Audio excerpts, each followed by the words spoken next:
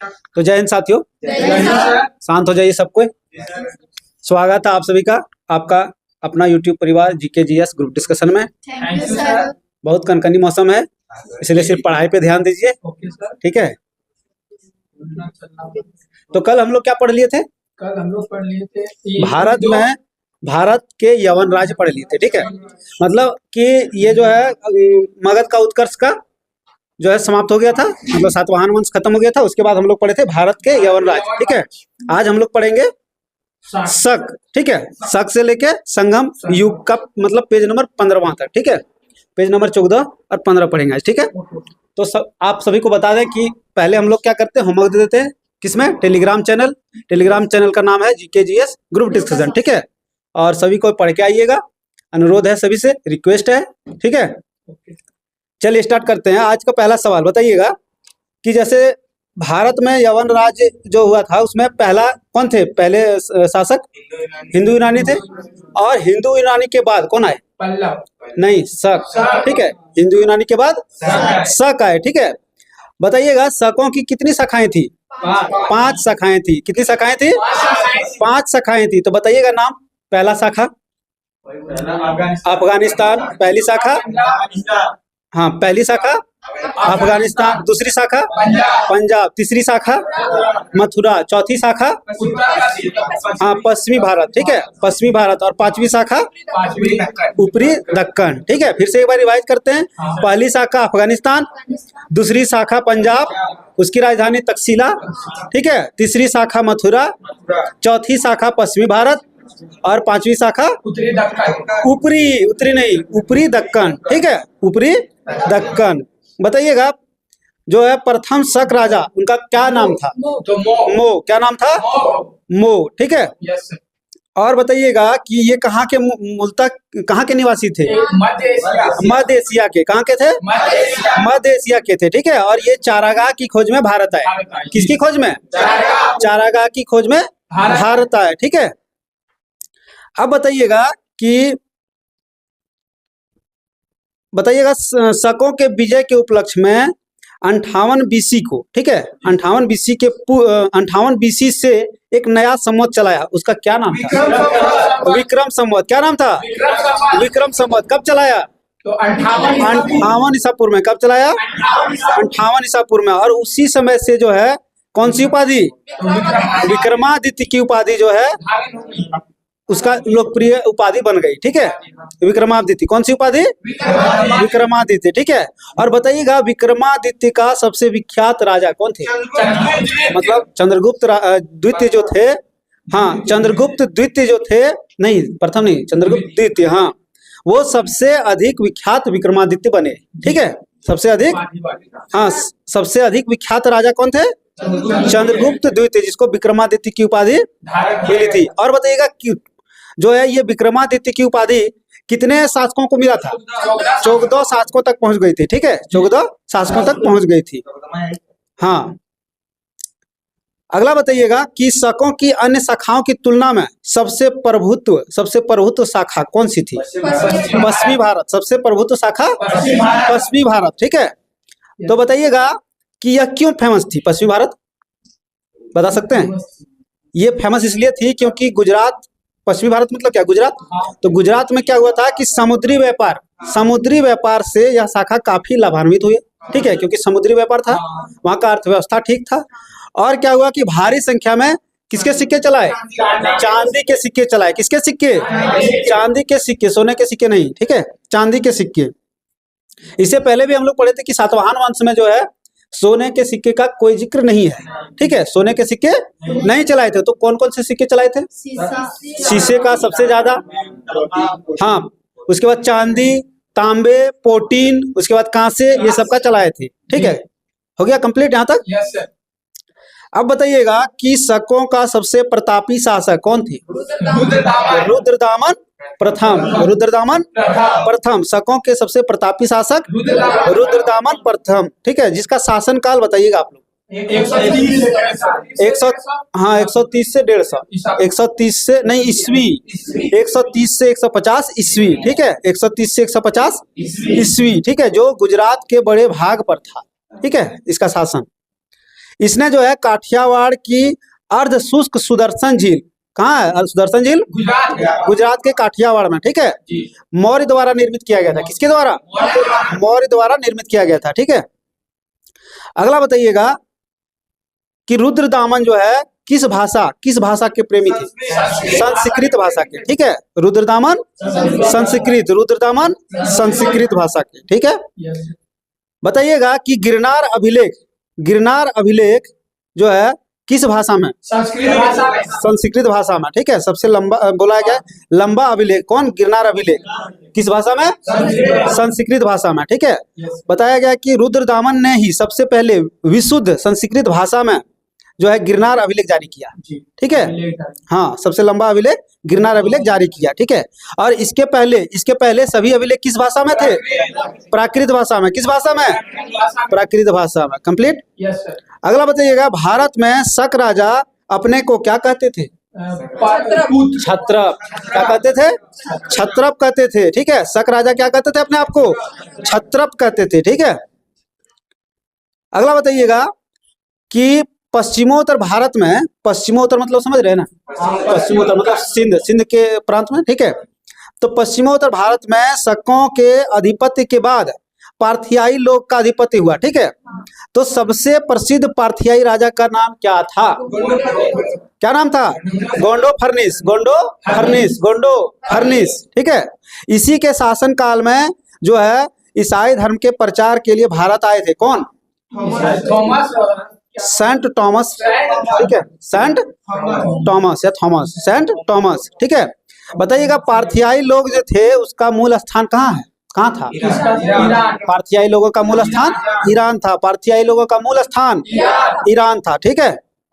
अब जो है शक खत्म हुआ, अब आते हैं कुषाण। किसमें आते हैं? कुषाण में, ठीक है। तो इसमें बताया गया कि पहलव के बाद कुषाण आए, कुषाण आए जो यूची एवं तोखरी भी कहलाते थे। क्या कहलाते थे? यूची एवं तोखरी, ठीक है। बताइएगा यूची नामक एक कबीला कितने भागों में बट गया था? 5 भागों में। कितने भागों में? 5 भागों में। और उन्हीं में से एक थे कौन? कुषाण थे, ठीक है। कौन थे? कुषाण थे। तो बताइएगा कि कुषाण वंश के संस्थापक कुजुल कटफिसेस, क्या नाम था? कुजुल कटफिसेस। वहीं बताइएगा कि कुषाण वंश के सबसे प्रतापी शासक कनिष्क। कौन थे? कनिष्क। कौन थे? कनिष्क, ठीक है। बताइएगा कनिष्क की इसकी राजधानी मतलब यही कनिष्क की राजधानी, हाँ, कनिष्क की राजधानी पेशावर, ठीक है, या पुरुषपुर। पेशावर या पुरुषपुर। और वही बताइएगा दूसरी राजधानी मथुरा। दूसरी राजधानी मथुरा। हो गया कंप्लीट। बताइएगा कनिष्क जो है कब गद्दी पर बैठे थे? 58 ईस्वी में, 78 ईस्वी में। कब बैठे थे? 78 ईस्वी में, ठीक है। और ये जब बैठे गद्दी पर उसी समय एक संवत चलाया था। कौन सा? शक संवत, ठीक है। तो ये कुषाण ने चलाया था, शकों ने नहीं चलाया था, ठीक है। तो शक में हम लोग अभी पढ़े कौन सा संवत? विक्रम संवत। कब चलाया गया था? 58 ईसा पूर्व में, ठीक है। वो 58 ईसा पूर्व में और ये 78 ईस्वी में चलाया गया था शक संवत, ठीक है। चलिए यहाँ तक हो गया कंप्लीट। अब बताइएगा कि बौद्ध धर्म की चौथी बौद्ध संगीति किसके शासन काल में? कनिष्क के शासन काल में। वही बताइएगा पहली अजातशत्रु, दूसरी कालाशोक, ठीक है। उसके बाद तीसरी सम्राट अशोक और चौथी कनिष्क के शासन काल में, ठीक है, जो कुषाण वंश के सबसे प्रतापी शासक थे, ठीक है। बताइएगा कि चौथी बौद्ध संगीति का आयोजन कहाँ हुआ था? कुंडलवन कश्मीर में। कहाँ हुआ था? कुंडलवन कश्मीर में। और बताइएगा इनकी अध्यक्षता किसने किया था? वसुमित्र। इनकी अध्यक्षता वसुमित्र, ठीक है। बताइएगा कनिष्क जो थे वो किस संप्रदाय के अनुयायी थे? जैन संप्रदाय, महायान संप्रदाय। कौन सा? महायान संप्रदाय। कौन सा संप्रदाय? महायान। तो कनिष्क पूछे तो महायान संप्रदाय, ठीक है। अब बताइएगा कनिष्क को एक शासक ने हराया था। किसने हराया था? हाँ, पेन चौवा, ठीक है, जो चीनी जनरल थे, ठीक है, चीन के जनरल पेन चौवा। क्या नाम था? पेन चौवा। उसने कनिष्क को हराया था, ठीक है। हो गया कंप्लीट। टाइम चौगा। हाँ, अब बताइएगा कि सर्वाधिक शुद्ध सिक्के जारी किए, सोने के सर्वाधिक शुद्ध सिक्के किसने जारी किए थे? हाँ, कुषाणों ने जारी किए थे। किसने किए थे? कुषाणों ने सोने के सर्वाधिक शुद्ध सिक्के जारी किए थे। ठीक है, बताइएगा कुषाणों ने उत्तरी तथा उत्तर पश्चिमी भारत में सर्वाधिक संख्या में जो है सिक्के जारी किए थे। किसके सिक्के जारी किए? नहीं, तांबे के सिक्के। ठीक है, उत्तर और उत्तरी पश्चिमी में बोले तो तांबे के सिक्के। ठीक है, किसके सिक्के? तांबे के सिक्के। बताइएगा अब अगला सवाल आप लोगों के बीच है, चरक संहिता की रचना किसने की थी? चरक ने। चरक संहिता चरक ने। ठीक है, जो कनिष्क का राजवैद्य कौन थे? कनिष्क का राजवैद्य। ठीक है, आयुर्वेद का विख्यात विद्वान क्या नाम है? चरक। ठीक है, उसने चरक संहिता की रचना की थी। ठीक है, और इसे ही क्या कहा गया है? भारतीय चिकित्सा शास्त्र का विश्वकोश। किसे? चरक संहिता को। ठीक है, चरक संहिता को कहा गया भारतीय चिकित्सा शास्त्र का विश्वकोश कहलाता है। ठीक है, अब बताइएगा अगला सवाल कि कनिष्क के राज कवि कौन थे? कनिष्क के राज कवि अश्वघोष। क्या नाम था? अश्वघोष। कनिष्क के राजकवि अश्वघोष। इन्होंने बताया है, इन्होंने बौद्धों का रामायण की रचना की, जिसका क्या नाम था? बुद्धचरित। तो बताना है बुद्धचरित की रचना किसने की? अश्वघोष ने। बुद्धचरित की रचना अश्वघोष ने। बहुत अच्छा, हो गया कंप्लीट। अगला बताइएगा कि वसुमित्र। ठीक है, वसुमित्र पार्श्व नागार्जुन महाचेत एवं संघरक्ष कनिष्क के दरबार की डैश थे। क्या थे? विभूति थे। ठीक है, विभूति कहा गया उसको। क्या कहा गया है? विभूति थे। ठीक है, बताइएगा भारत का आइंस्टीन किसे कहा गया है? नागार्जुन। भारत का आइंस्टीन नागार्जुन। बताइएगा माध्यमिक सूत्र की रचना नागार्जुन ने। माध्यमिक सूत्र नागार्जुन। ठीक है, इसमें नागार्जुन ने सापेक्षता का सिद्धांत दिया। किसकी? सापेक्षता का सिद्धांत दिया है। ठीक है, किसमें? माध्यमिक सूत्र में। ठीक है, माध्यमिक सूत्र में। अब बताइएगा कनिष्क की मृत्यु कब हुई थी? कनिष्क की मृत्यु 102 ईस्वी में। कनिष्क की मृत्यु 102 ईस्वी में। बताइएगा कुषाण वंश के अंतिम शासक?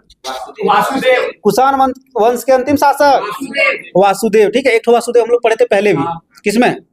कन्नव वंश के संस्थापक। ठीक है, कन्नव वंश के संस्थापक। अब ये वासुदेव दूसरा है। ठीक है, ये कुषाण वंश के अंतिम शासक थे। कौन?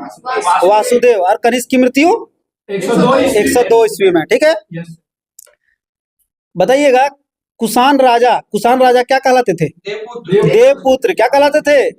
देवपुत्र। ठीक है, यह उपाधि कुषाणों ने किससे ली थी? चीनियों से ली थी। ठीक है, चीनी से। किससे? हाँ, चीनी मतलब चीन की। ठीक है, हाँ, चाइना वाला। ठीक है, हाँ। बताइएगा कि गंधार शैली और मथुरा शैली, गांधार शैली और मथुरा शैली का विकास किसके शासनकाल में हुआ था? कनिष्क के शासनकाल में। किसके? कनिष्क के शासनकाल में। ठीक है, क्या क्या? मथुरा शैली और गांधार शैली का विकास कनिष्क के शासनकाल में। हो गया कंप्लीट। अब बताइएगा कि गांधार कला जो है किसके लिए प्रसिद्ध है? गांधार कला। हाँ, तक्षशिला। ठीक है, तक्षशिला के बारे में बोले तो गांधार कला के लिए फेमस है तक्षशिला। ठीक है, तक्षशिला जो है गांधार कला के लिए फेमस है, प्रसिद्ध है। और बताइएगा कि मथुरा संग्रहालय। ठीक है, मथुरा संग्रहालय की मूर्तियां जो है अधिक मात्रा में किसके काल में? कुषाण कालीन। ठीक है, कुषाण के काल में जो है मूर्तियों का संग्रह अधिक मात्रा में हुए थे। किसके? कुषाण के काल में। मथुरा संग्रहालय में। कौन से संग्रहालय में? मथुरा संग्रहालय में। ठीक है, हो गया कंप्लीट यहाँ तक। बताइएगा रेशम मार्ग का आरंभ किसने किया था? कनिष्क ने। कुषाण बार बार कुषाण। हाँ, कुषाण वंश का कनिष्क। ठीक है, तो रेशम मार्ग का आरंभ किसने किया था? कनिष्क ने। ठीक है, बोला रेशम मार्ग पर नियंत्रण रखने वाले शासकों में सबसे प्रसिद्ध कौन थे? कुषाण वंश। हाँ, अच्छा ठीक है, कुछ भी बोलिए, लेकिन कुषाण हम शासकों में ही जो है सबसे प्रसिद्ध जो है कुषाण वंश के शासक हुए थे। ठीक है, और कुषाण साम्राज्य में मार्गों पर सुरक्षा का प्रबंध था और रेशम मार्ग का आरंभ कनिष्क ने किया था। ठीक है, रेशम मार्ग का कनिष्क ने किया था। बताइएगा अगला सवाल है कि रेशम बनाने की तकनीक का आविष्कार सबसे पहले कहाँ हुआ था? चाइना में। कहाँ हुआ था? चाइना में। ठीक है, बैठिए सर। बताइएगा मथुरा। ठीक है, मथुरा जो है विशेष प्रकार के वस्त्र का निर्माण केंद्र है। कहाँ पर? मथुरा में है। क्या नाम है उसका? विशेष प्रकार के वस्त्र निर्माण केंद्र है साटक। क्या नाम है? मथुरा में साटक। ठीक है, मथुरा में साटक। हो गया। बताइएगा कुषाण काल में सबसे अधिक विकास किस क्षेत्र में हुआ था? तो ये क्या बोलते हैं, लोग नहीं, वास्तुकला। ठीक है, सबसे अधिक विकास हुआ था वास्तुकला। वास्तु मतलब जान रहे हैं ना क्या? नहीं, वास्तु, वस्तु नहीं। वास्तु मतलब होता है भवन निर्माण। वास्तु नहीं, वास्तुशास्त्र नहीं दिखवाते हैं वही। ठीक है, वास्तु विहार नहीं पढ़े हैं? वास्तु मनोज तिवारी का परिचय देखे हैं ना, तो वास्तु विहार। ठीक है, तो कुषाण काल में जो है सबसे अधिक विकास किसका हुआ? वास्तुकला क्षेत्र में विकास हुआ। ठीक है, और बुद्ध की बड़ी प्रतिमा इसका निर्माण का मतलब उदाहरण है। ठीक है, इसी काल में हुआ था। बुद्ध की बड़ी प्रतिमा का निर्माण हुआ था। ठीक है, कुषाण काल में। किस काल में? कुषाण काल में। अब आते हैं संगम युग। ठीक है, संगम युग, खड़ी प्रतिमा। ठीक है, बड़ी प्रतिमा बोले, अच्छा, खड़ी प्रतिमा। बताइएगा ऐतिहासिक युग के प्रारंभ में दक्षिण भारत का क्रमबद्ध इतिहास हमें जिस साहित्य से ज्ञात होता है उसे क्या कहा जाता है? उसे संगम साहित्य कहा जाता है। क्या कहा जाता है? संगम साहित्य। ठीक है, तो संगम का अर्थ क्या होता है? संगम का अर्थ हाँ मिलाप। हाँ, मिलाप। सेम, सही है। दूसरा है मतलब कहने का मतलब वही है कि गोष्ठी करना। ठीक है, क्या करना? गोष्ठी करना, परिषद बनाना, वही हो गया संगम। ठीक है, जिसमें क्या होते थे कि तमिल कवि एवं विद्वान एकत्र होते थे। कौन कौन? तमिल कवि और विद्वान एकत्र होते थे। ठीक है, और प्रत्येक कवि क्या करते थे? प्रत्येक कवि तथा लेखक अपनी रचनाओं को संगम के समक्ष प्रस्तुत करता था और तथा इसकी स्वीकृति प्राप्त हो जाने के बाद ही किसी भी रचना का प्रकाशन संभव हो पाता था। प्रकाशन नहीं करता था, सिर्फ रचना करके उसमें प्रस्तुत करता था। वहां जब स्वीकृति दे दिया जाता था उसके बाद वो क्या करते थे? प्रकाशन करते थे, प्रकाशन करते थे। ठीक है, बताइएगा कि संगम साहित्य का विभाजन कितने भागों में? 3 भागों में। कितने भागों में? 3 भागों में। बताइए तीनों का नाम। हाँ हाँ, पादीनेन। ठीक है, पहला है पुत्थु। ठीक है, उसके बाद दूसरा है इत्थु। पहला है पुत्थु, पुत्थु पातु, इत्थु थोके। ठीक है, और तीसरा है पादीनेन कीलकनक्कू। ठीक है, पादीनेन कीलकनक्कू। हो गया कंप्लीट। अगला बताइएगा कि कुराल की रचना किसने की है? हाँ, तिरुवल्लुवर। किसने किया है? तिरुवल्लुवर के बारे में पढ़े हैं? हम लोग पढ़े हैं, आप लोग कैसे नहीं पढ़े? कब का आप लोग? वो शायद 4 या 5 में हुआ करता था। ठीक है, तिरुवल्लुवर की कहानी नहीं पढ़े थे, जिसमें कि बहुत बड़ा आदमी हुआ करता था, उसको बांध के रखता था। अच्छा सर, उसी में कुछ था। ठीक है, तो कुराल की रचना किसने की है? तो तिरुवल्लुवर ने। ठीक है, तो कुराल बताइएगा कौन सा, कैसा साहित्य है? ये तमिल साहित्य है। कैसा साहित्य है? तमिल साहित्य है। ठीक है, तमिल साहित्य का एक आधारभूत ग्रंथ है, बताया जाता है। कौन? कुराल। क्या नाम है? कुराल। अगला बताइएगा शिल्पाधिकारम की रचना। इंगालो नहीं, इलांगो। ठीक है, उल्टे। शिल्पाधिकारम इलांगो। शिल्पाधिकारम का अर्थ क्या होता है? शिल्पाधिकारम मतलब पायलों का गीत। ठीक है, पायलों का गीत। ठीक है, शिल्पाधिकारम किसने रचना किया था इसकी? इलांगो ने। 2 बार बोले फिर भी इलांगो। क्या नाम है? इलांगो। किसने किया था? इलांगो ने। वही बताइएगा मनी मैकले। हाँ, सतनार। कौन सा सतनार? शीतले सतनार। ठीक है, लेकिन सतनार याद रखिएगा, याद रह जाएगा। ठीक है, मनी मैकले शीतले सतनार, मनी मैकले शीतले सतनार। ठीक है, अब बताइएगा शिल्पाधिकारम में किसकी कहानी का वर्णन है? इसमें कर इसमें जो है कोवलन, ठीक है, कोवलन, उसकी पत्नी कनगी, ठीक है, और एक नर्तकी थी माधवी, जिसके प्रेम कहानी का वर्णन किया गया, ठीक है। तो कोवलन, उसकी पत्नी कनगी और माधवी, ठीक है, ये तीन की प्रेम कहानी का वर्णन है। हो गया कंप्लीट। बताइएगा शिल्पाधिकारम में कितने सर्ग थे? 30 सर्ग थे। कितने सर्ग? 30 सर्ग। शिल्पाधिकारम में 30 सर्ग थे। हो गया कंप्लीट। अब बताइएगा कि इसमें जो है मनी मैकले में कितने सर्ग थे? उसमें भी 30 सर्ग थे, लेकिन एक प्रस्तावना भी था, ठीक है, एक प्रस्तावना भी था उसमें। किसमें? मनी मैकले में, ठीक है। वहीं बताइएगा मनी मैकले में किसकी वर्णन किया गया है? हाँ, माधवी की पुत्री और कोवलन, ठीक है, माधवी की पुत्री और कोवलन के प्रेम कहानी का, ठीक है। किसमें? मनी मैकले में। किसमें? मनी मैकले में, ठीक है। बताइएगा न्याय प्रवेश की रचना? न्याय प्रवेश दृढ़नाथ, ठीक है, किसने किया था? दृढ़नाथ। न्याय प्रवेश दृढ़नाथ, ठीक है।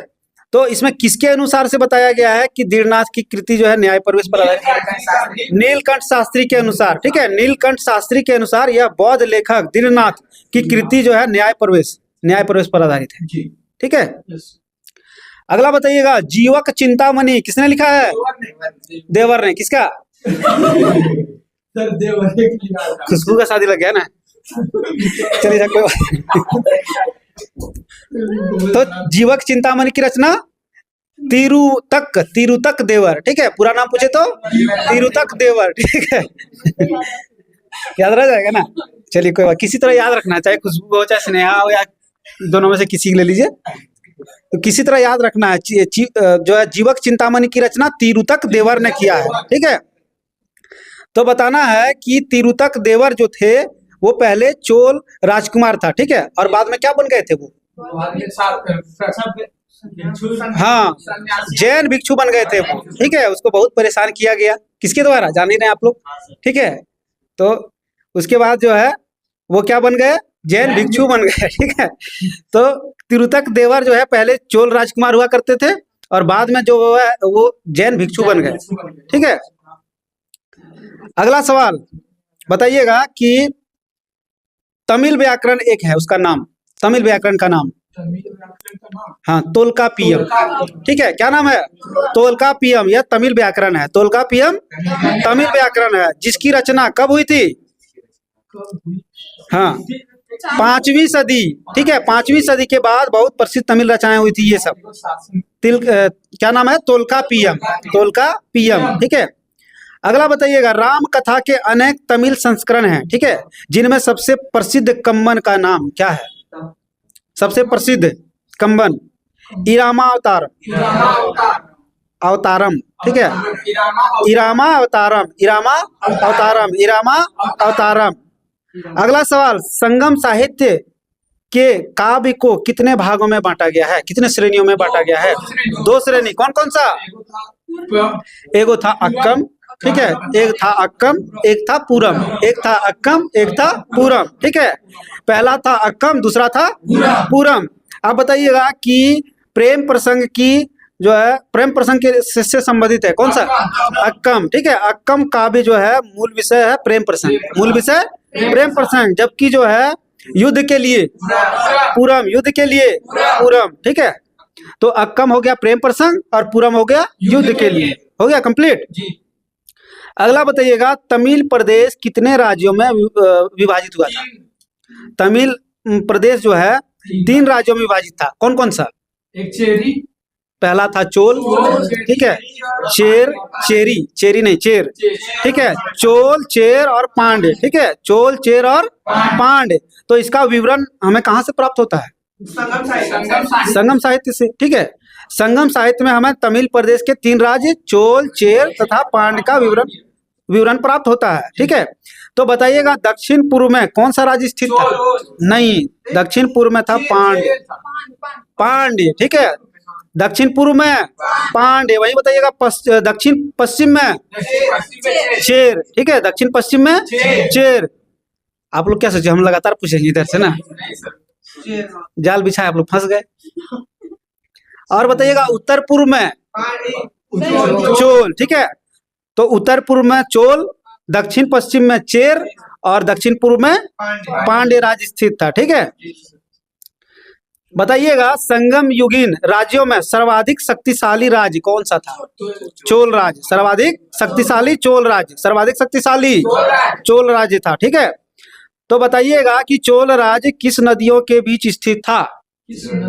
हाँ, कौन सी नदी के बीच स्थित था? तो पेनार नदी और वेलारू नदी, ठीक है। पेनार नदी और वेलारू नदी, पेनार नदी और वेलारू नदी। बताइएगा कि चोल का सबसे प्रतापी राजा करिकाल कौन थे? करिकाल सबसे प्रतापी राजा करिकाल किसका? चोल राज्य का, ठीक है। चोल राज्य का सबसे प्रतापी शासक करिकाल था, ठीक है।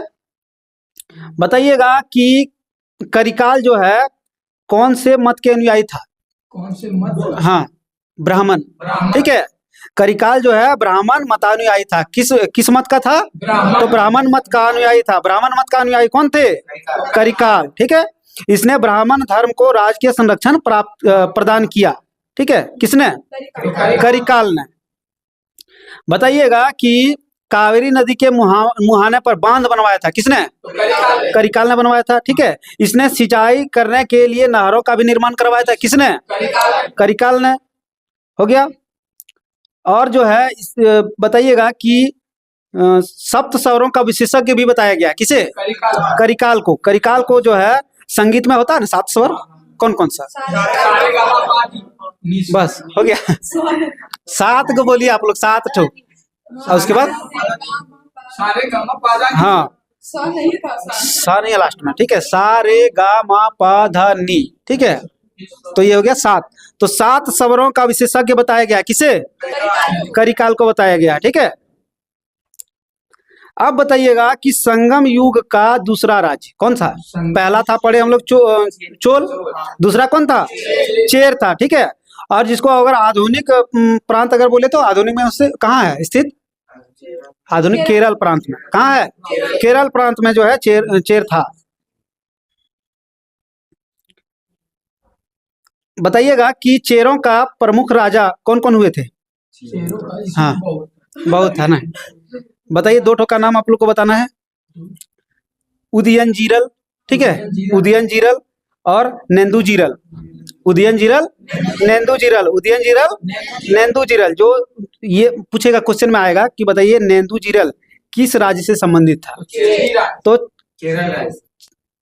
चेर से, चेर, ठीक है। किससे संबंधित था? चेर से संबंधित था। क्या क्या? उदयनजीरल, नेंदुजीरल, ठीक है। हो गया कंप्लीट यहां तक। बताइएगा कि सेन गुट्टुवन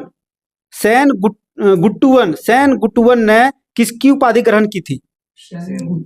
हाँ, अंतिम सवाल है आज का। सेन गुट्टुवन ने किसकी उपाधि धारण की? तो अधिराज। किसकी? अधिराज की। अधिराज की जो है उपाधि किसने धारण की थी? सेन गुट्टुवन ने। सेन गुट्टुवन ने, ठीक है। हो गया कंप्लीट। आज का टॉपिक यही समाप्त होता है। आज के लिए जय हिंद। अब आते हैं नवल सर हमारे मंच पे और साइंस का क्लास लेंगे।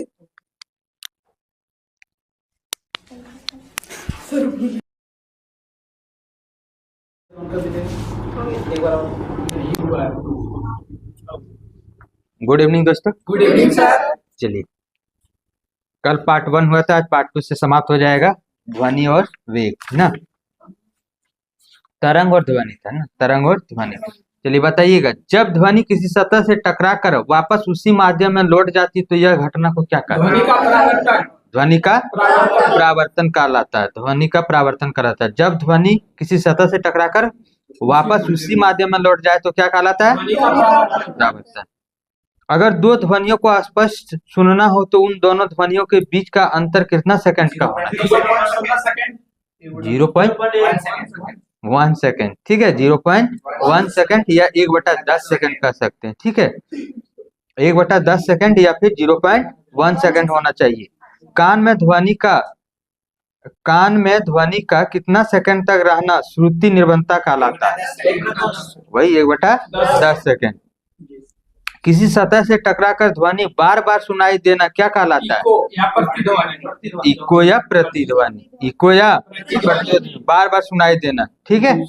प्रतिध्वनि उत्पन्न होने के लिए स्रोत और परावर्तक सतह के बीच न्यूनतम दूरी कितनी होनी चाहिए? 17 मीटर अप्रॉक्स, या फिर कह सकते हैं 16.6 मीटर। ठीक है, जैसे 17 मीटर हम लोग याद रखेंगे। ध्वनि स्रोत के समाप्त हो जाने के बाद भी ध्वनि की गूंज का कायम रहना क्या कहलाता है?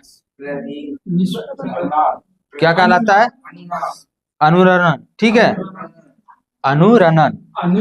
हाँ, अनुरणन। ठीक है, क्या कहला, वो क्या होता है? गूंजना, जैसे गूंजता है ना कुछ देर तक, वही है।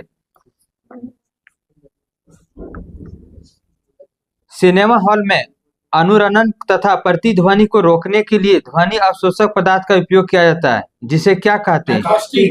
क्या कहते हैं? एकॉस्टिक पदार्थ कहते हैं। एकॉस्टिक पदार्थ कहते हैं। तो ध्वनि अवशोषक पदार्थ कौन कौन से हैं बता सकते हैं? कुछ उदाहरण। कॉर्क हो गया, मोटा पर्दा हो गया, खुरदरी दीवार हो गया, और प्लाईवुड हो गया। ठीक है, तो पूछ सकता है इनमें से कौन एक अनुरणन का अवशोषक है। ठीक है, ध्वनि अवशोषक पदार्थ है। ध्वनि के डैश के फलस्वरूप तीव्रता और आयाम की कमी आ जाती है। ध्वनि के डैश के फलस्वरूप, मतलब डैश में भरना है। ध्वनि के किसके फलस्वरूप तीव्रता और आयाम में कमी आ जाती है? परावर्तन। ठीक है, ध्वनि के परावर्तन के फलस्वरूप किसमें कमी आती है? तीव्रता और आयाम। तो तीव्रता किस पर निर्भर करता है? तो वही, इसीलिए तो तीव्रता और आयाम की कमी आई। ठीक है, जब ध्वनि एक माध्यम से दूसरे माध्यम में प्रवेश करती है तो अपने वास्तविक पथ से मुड़ जाती है। यह घटना को क्या कहते हैं? क्या कहते हैं? अपवर्तन। वेरी गुड, अपवर्तन। प्रकाश में भी पढ़ाए थे कि जब हम पानी में कोई छड़ी को देखते हैं तो टेढ़ा नजर आता है, सिक्का ऊपर उठा हुआ नजर आता है। किसके कारण? अपवर्तन के कारण।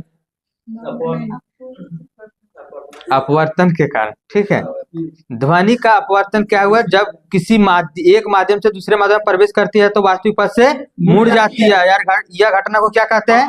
अपवर्तन।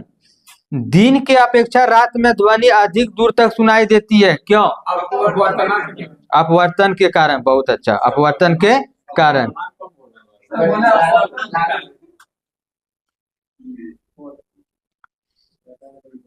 जब लगभग समान आवृत्ति और समान आयाम के दो ध्वनि तरंग एक दूसरे पर अध्यारोपित होती है तो कहीं पर तीव्रता महत्तम तो कहीं पर तीव्रता शून्य हो जाती है। यह घटना को क्या कहते हैं? यह घटना को व्यक्तीकरण कहते हैं। क्या कहते हैं? व्यक्तीकरण कहते हैं। महत्तम और न्यूनतम हो जाना क्या कहलाता है? व्यक्तीकरण। ठीक है, कभी कभी समुद्रों में जहाज नहीं मिल पाते हैं क्योंकि यहाँ जहाँ तीव्रता शून्य होती है वहां विनाशी व्यक्तीकरण होता है। कहने का अर्थ है कि जब वहां शून्य हो गया तीव्रता तो वहां से कुछ तो पता नहीं चल पाएगा उसका कि वहां कुछ है या नहीं है। तो वही बोल रहा है कि विनाशी व्यक्तीकरण होता है और वह निरीव क्षेत्र निर्माण हो जाता है जिसको कहते हैं साइलेंस जोन। Silence zone. कुछ प्रतिक्रिया वहां से नहीं आया तो कैसे पता लगेगा कि वहां कुछ था या नहीं था? चलिए, किसी तरंग को किसी खास दिशा में भेजना क्या कहलाता है? ध्रुवन। और ध्रुवन की घटना किसमें पॉसिबल है? केवल प्रकाश में। केवल प्रकाश में। ध्वनि तरंग के साथ ध्रुवन की घटना नहीं होती है जबकि प्रकाश के साथ होती है। बहुत अच्छा। अब बताइएगा किसके साथ ध्रुवन की घटना होती है? अनुप्रस्थ या अनुदैर्घ्य? अनुप्रस्थ के साथ ध्रुवन की घटना होती है। किसी तरह भी क्वेश्चन देगा, निकालिए। चलिए, जिसका मैक संख्या क्या होता है? तो वायुयान की चाल बटे ध्वनि का वेग। वायुयान की चाल बटे ध्वनि का वेग क्या कहलाएगा? मैक संख्या या मैक नंबर। अगर एक से कम मैक नंबर है तो क्या होगा? अध्वनिक। क्या होगा? अध्वनिक विमान। वहीं एक के बराबर होगा तो ध्वनिक विमान। एक से कम अध्वनिक, एक के बराबर ध्वनिक, एक से अधिक बोलिए पराध्वनिक। क्या होगा? पराध्वनिक। और वहीं एक 5 से अधिक अतिप्राद वाणी।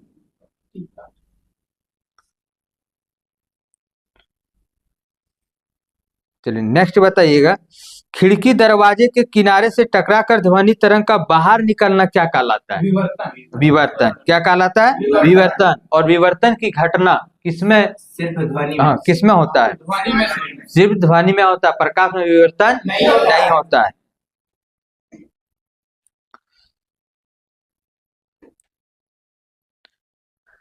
चलिए नेक्स्ट क्वेश्चन बताइएगा, दो लगातार नॉड और एंटी नॉड के बीच की दूरी क्या होती है? दो लगातार नॉड या एंटी नॉड के बीच की दूरी क्या होती है? Lambda by 2। वही दो लगातार, क्या सर? नहीं सर, लैम्डा बाय 2। चलिए, हमको लगा कोई कुछ बोल रहे हैं। दो लगातार नॉड या एंटी नॉड के बीच की दूरी लैम्डा बटे 2, लैम्डा बटे 4 या और अच्छा, तो ठीक है, वहां हम क्या बोले? दो लगातार नॉड या दो लगातार एंटी नॉड रहे तो क्या हो जाएगा? उसके बीच की दूरी लैम्डा बाय 2। वहीं दो लगातार नॉड और एंटी नॉड दोनों का अगर रहे तो क्या हो जाएगा? लैम्डा बाय 4, दोनों जुड़ जाएगा। ठीक है, और लैम्डा किसका संकेत है? तरंग दैर्घ्य का।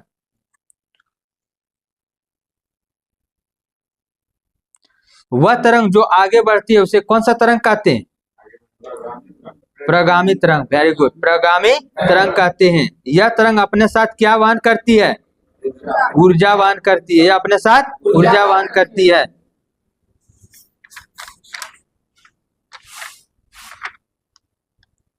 इधर उतना कुछ नहीं है। तरंग दैर्घ्य सबसे अधिक किस रंग का होता है?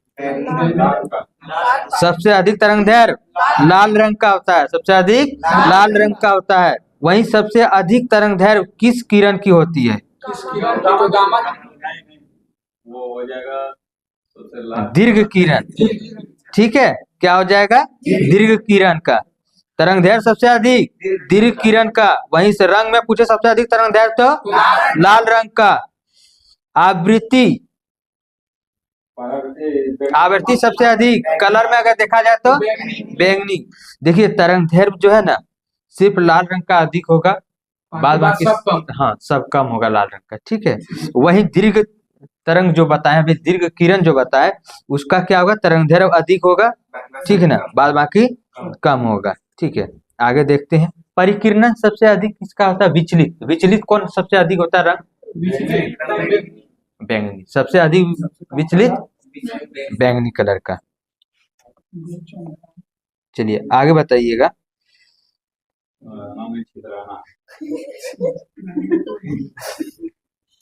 शुष्क दिनों के अपेक्षा आर्द्र नमी बरसात के दिनों में ध्वनि का वेग क्या होता है?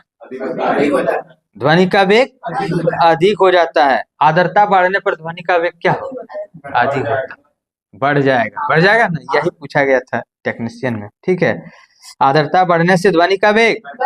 चलिए, किसमें ध्वनि का वेग सबसे अधिक होगा? किसमें? सुनिएगा, सिर्फ ऑप्शन देंगे। ठीक है, किसमें ध्वनि का वेग सबसे अधिक होगा? आप सही है कि ठोस में होगा, ठीक है, लेकिन कम से कम सुन लीजिए। 30 डिग्री सेल्सियस शुष्क वायु, 30 डिग्री सेल्सियस आर्द्र वायु, 20 डिग्री सेल्सियस आर्द्र वायु, 20 डिग्री सेल्सियस शुष्क वायु। 30 डिग्री सेल्सियस आर्द्र वायु। बहुत अच्छा, 30 डिग्री सेल्सियस आर्द्र वायु। ठीक है, तो यहाँ से समझ गए आर्द्रता बढ़ने से क्या होगा? बढ़ेगा। चलिए आप बताइएगा, ध्वनि का चाल, हम माध्यम पूछेंगे, आपको चाल बताना है। कार्बन डाइऑक्साइड का कितना होता है ध्वनि का चाल? 0 डिग्री सेल्सियस में 267 मीटर पर सेकंड सब में रहेगा। ठीक है, वहीं हवा का 332। अल्कोहल 12-13। आइए, ठीक है सर, 12-13 मीटर सेकंड। न वही डल को याद रखते हैं कि हम संतोष पागल ना है जो लगातार पूछे। ठीक है ना। चलिए, लोहा का, हाँ सर 12-13 सही है। लोहा का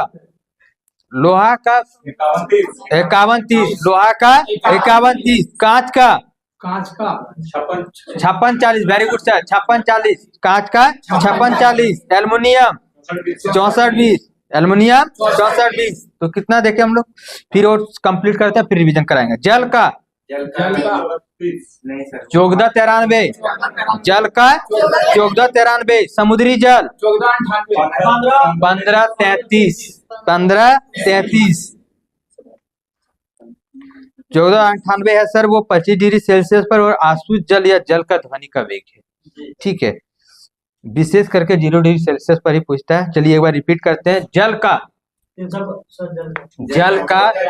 14-93, जल का 14-93। दूसरा बताइएगा क्या था, समुद्री जल 15-33, समुद्री जल 15-33। लोहा लोहा का 51-30, लोहा 51-30। कांच 56-40, कांच 56-40, एल्युमिनियम 64-20, एल्युमिनियम 64-20। पारा 14-50, पारा 14-50, एल्कोहल 12-13, एल्कोहल 12-13। भाप 405, भाप 405। हवा 332। क्लियर हो गया। एक हाइड्रोजन बचा है, 12-69। बहुत अच्छा सर, 12-69, हाइड्रोजन 12-69।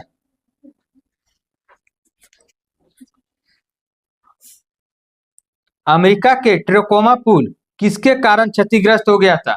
इसके कारण अनुनाद। अभी ना बताइएगा कि कमजोर बना दिया था नहीं सर, अनुनाद के अनुनाद के कारण। साइंस में अगर देखा जाए तो एक अनुनाद है, अनुनाद के कारण क्या हुआ था, अमेरिका के ट्रेकोमा पुल क्षतिग्रस्त हो गया था।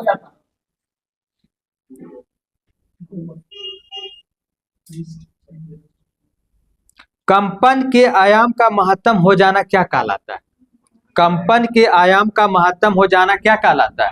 अनुनाद कहलाता है। क्या कहलाता है? अनुनाद कहलाता है। तानसेन के गाने से कांच के बर्तनों का टूटना अनुनाद। रेडियो अनुनाद सिद्धांत पर ही कार्य करता है। रेडियो जो किस सिद्धांत पर कार्य करता है? तो चलिए, रेडियो कल हम लोग पढ़े थे। रेडियो किरण का खोज किसने किया? मार्कोनी ने। किसने किया था? मार्कोनी ने। Very good. साधारण बातचीत में डेसिबल बताना कितना होता है साधारण बातचीत का? 20 से 30 30 से 40, 30 से 40। जोर से बातचीत करने में 50 से 60। ट्रक ट्रैक्टर 90 से 100, 90 से 100। ठीक है, 90 से 100। ऑर्केस्ट्रा इसमें 100 से 5। ठीक, 100 से 5। विद्युत मोटर 110। मोटरसाइकिल, विद्युत मोटर और मोटरसाइकिल, मोटर से चलता है, तो दोनों का क्या? 110 डेसिबल। मोटरसाइकिल मोटर से चलता है, तो दोनों का 110। सायरन 110 से 120। इम्पोर्टेंट नहीं है, बस रिवीजन करा रहे हैं। ठीक है, पूछिएगा भाई साधारण बातचीत और सुरक्षित हमारे कानों तक। ठीक है। मिसाइल का 180। बहुत अच्छा, 180। चलिए, सबसे अधिक तरंगदैर्घ्य किस रंग का होता है? लाल रंग का। सबसे कम बैंगनी रंग का। ठीक है। निम्नलिखित में से किसका तरंगदैर्घ्य सबसे कम होता है? निम्नलिखित में से। ठीक है। नारंगी, पीला, हरा, आसमानी। आसमानी का ब्लू। ठीक है, ठीक है, आसमानी का। बहुत अच्छा। किसका होगा? आसमानी का। किरण में लास्ट क्वेश्चन है, किरण का बताइएगा। सबसे अधिक किस किरण का तरंगदैर्घ्य होता है? दीर्घ किरण। और सबसे कम? गामा किरण। गामा किरण का खोज हेनरी बेकुलर। वहीं एक्स किरण का खोज रॉन्टगेन। पराबैंगनी रीटर। दृश्य किरण न्यूटन। अवरत किरण हर्शेल। सूक्ष्म तरंग हो जाएगा आपका हेनरी हर्ट्ज। और रेडियो तरंग का मार्कोनी। बहुत अच्छा। टॉपिक समाप्त हो गया सर। अब अगला टॉपिक साइंस में है, प्रकाश। प्रकाश, लाइट। संगम युग का तीसरा राज्य से लेकर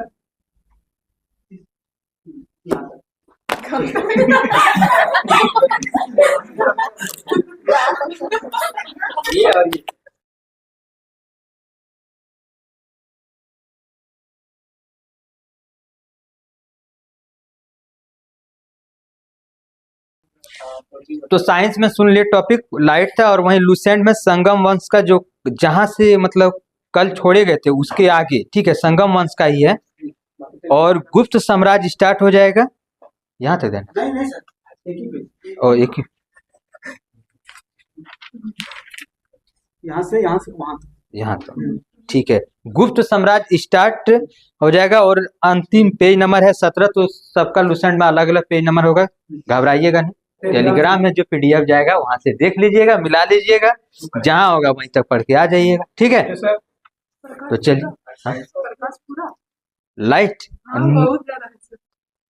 भूल ही गए थे कि प्रकाश,